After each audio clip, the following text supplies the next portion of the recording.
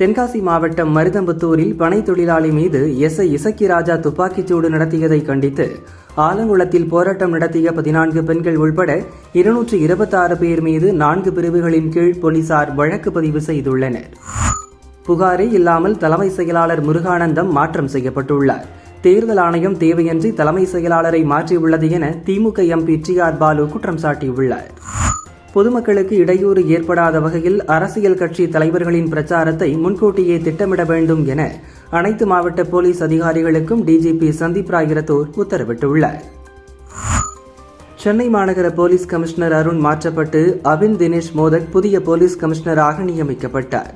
அவர் நேற்றிரவு வேப்பேரியில் உள்ள கமிஷனர் அலுவலகத்தில் பொறுப்பேற்றுக் கொண்டார். ஓரியன் விண்கலத்தில் நிலவை நெருங்கி சுற்றி வந்து சாதனை படைத்த நாசாவின் ஆர்டெமிஸ் 2 திட்டக்குழுவினர் மீண்டும் பூமிக்கு திரும்பினர். பசிபிக் பெருங்கடலில் ஓரியன் விண்கலம் வெற்றிகரமாக தரையிறங்கியது. நிலவுக்கு சென்ற 4 விஞ்ஞானிகளும் பத்திரமாக பூமிக்கு திரும்பினர். IPL கிரிக்கெட் தொடரில் பெங்களூரு அணிக்கு எதிரான ஆட்டத்தில் ராஜஸ்தான் அணி 6 விக்கெட் வித்தியாசத்தில் வெற்றி பெற்றது.